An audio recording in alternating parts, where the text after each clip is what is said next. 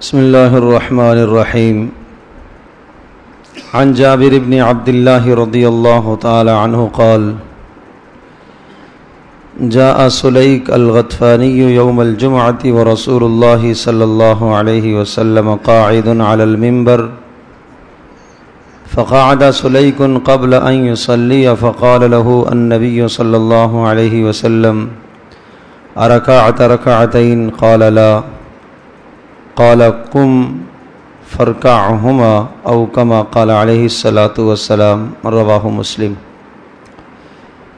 حضرت جابر بن عبداللہ رضی اللہ تعالی عنہ سے روایت ہے کہ ایک صحابی حضرت سلیک غطفانی رضی اللہ تعالی عنہ ایک دفعہ جمعے کے دن ایسے وقت میں مسجد میں تشریف لائے کہ رسول اکرم صلی اللہ تعالی علیہ وسلم خطبے کے لیے ممبر پر بیٹھ گئے تھے.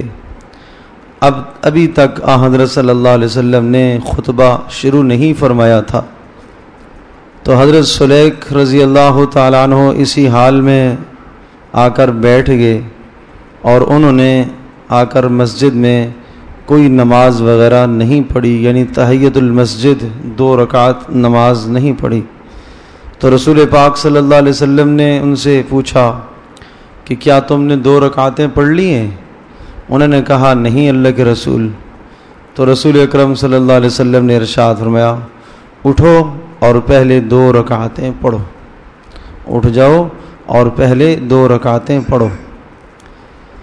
تو اس حدیث میں حضرت صلی اللہ تعالی علیہ وسلم نے نماز جمعہ سے پہلے بلکہ خطبے سے پہلے جو 2 رکعت نماز مسجد میں پہنچنے کے بعد تحیۃ المسجد کی نیت سے 2 رکعتیں ادا کی جاتی ہیں، ان 2 رکعتوں کی اہمیت کو ذکر فرمایا ہے.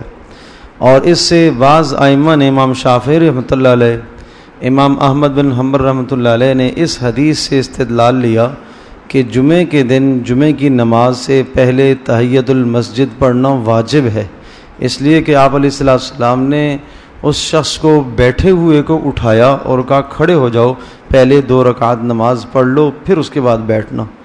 تو اس سے ان حضرات کا استدلال تو یہ ہے کہ جمعے کے دن تحیۃ المسجد جمعے کی نماز سے پہلے پڑھنا واجب ہے، اس لیے رسول پاک صلی اللہ علیہ وسلم نے اس قدر تاکید سے حکم دیا. تو اس ارشاد اور فرمان کے بعد صحابہ کا تو یہ معمول رہا کہ وہ 2 رکعت نماز جمعے سے پہلے کبھی بھی ترک نہیں فرمایا کرتے تھے. جب بھی مسجد میں آتے تو تحیۃ المسجد کی نیت سے 2 رکعت نماز ضرور پڑھا کرتے تھے.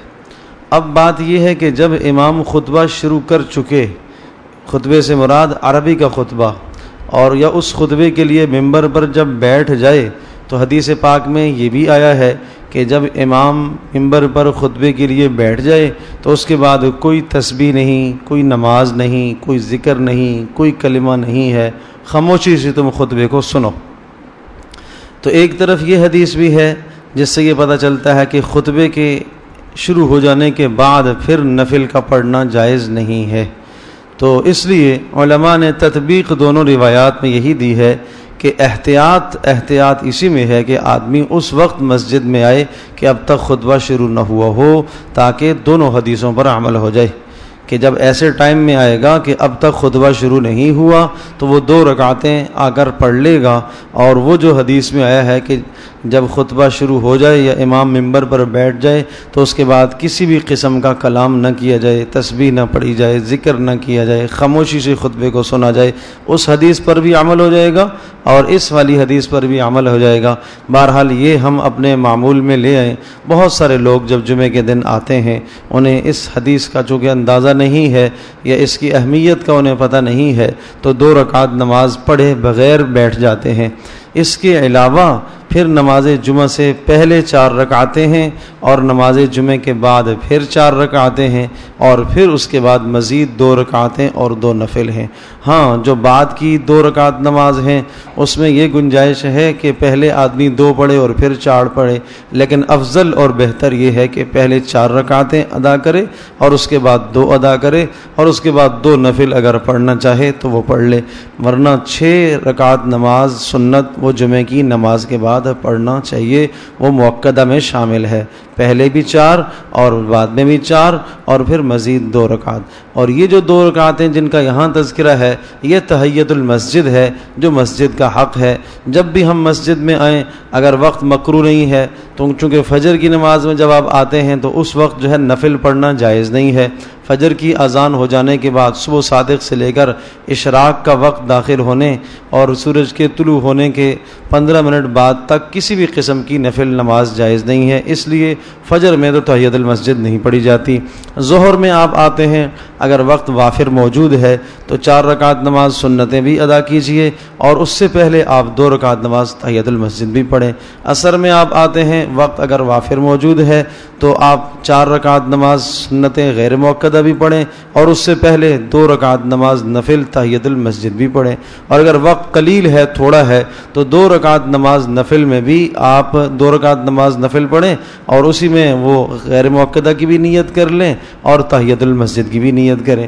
اور اسی طرح سے مغرب میں جب ہم آتے ہیں تو مغرب میں بھی چونکہ وقت قلیل ہوتا ہے اور وہاں حکم یہ ہے کہ جلدی فرض نماز ادا کی جائے, اس میں تعجیل ہے, اس لیے اس موقع پر بھی نفل پڑھنے کا حکم نہیں ہے, بعد میں نفل پڑھے جائے. عشاء کی نماز میں جب آتے ہیں تو اس میں چونکہ پہلے موقع ہوتا ہے غیر موقدہ سنتیں بھی پڑھی جا سکتی ہیں اور تحیۃ المسجد کے لیے نفل بھی ادا کیے جا سکتے ہیں. بہرحال یہاں جن نوافل کا تذکرہ جس حدیث میں آیا ہے وہ جمعے کی نماز سے پہلے خطبہ شروع ہونے سے پہلے ہیں, اس لیے اس حدیث پر عمل کرنے کی کوشش فرمائیں. اللہ پاک ہم سب کے لیے عمل کرنا آسان فرمائے.